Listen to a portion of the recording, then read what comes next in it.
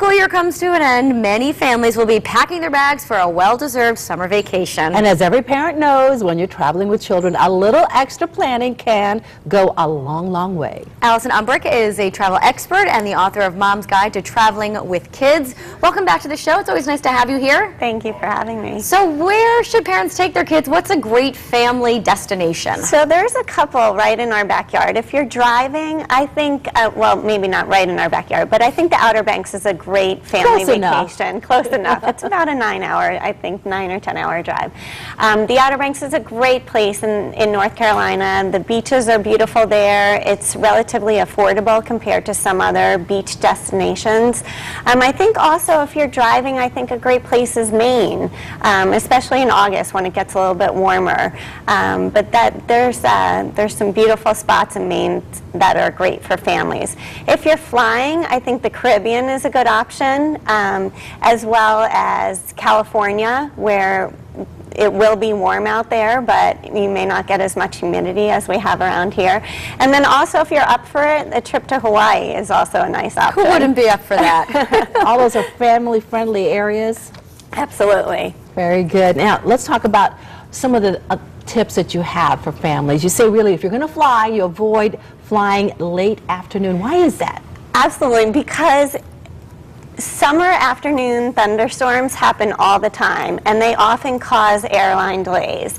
And so you don't want to be delayed anyway. But that on top of it is will really cost you. Because generally people think about flying later because their kids are usually that time is when they're napping or something. Yes, so yes. You're saying don't do it because of cancellations, possible Absolutely. cancellations. And if you have the last flight of the day too, you're more likely to be canceled, and you may not be able to take off to the next morning, which could really put a damper on the start of your vacation.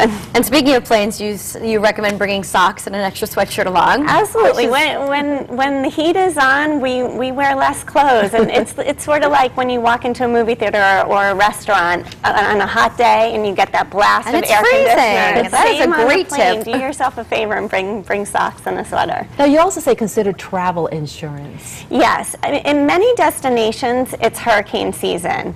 For example, in the Caribbean, hurricane season is June to November. And while it's a great option, it's a good idea, especially for families, to protect yourself by getting travel insurance. Whereas, because if a hurricane happened before your trip or while you're on your trip, you can protect yourself and you could be eligible for getting your money back. Is it very costly? No, I think travel insurance, I would say, is about 5 to 10% of your total trip. It usually ranges about $99 per person. It could be less for kids, but I always recommend travel insurance for families. All right, you say look around for some great hotel values. How do you do that? Yes, so if you just go on some great websites, if you go online or you use a travel agent, ask a travel agent to look around for you. I mentioned the Caribbean is a great option. I saw a 5-star hotel in Jamaica that is normally about $450 in February. In July, it's $139, a 5-star hotel. So the Caribbean and places like Hawaii, and even some ski resort places in Vermont, it's low season for them. So whereas February, the winter is high season, these hotels are offering a lot of value, and it's a great place to go. What websites do you recommend? I usually like to go on, if I know a hotel that I like, I'll go on their website and look for specials.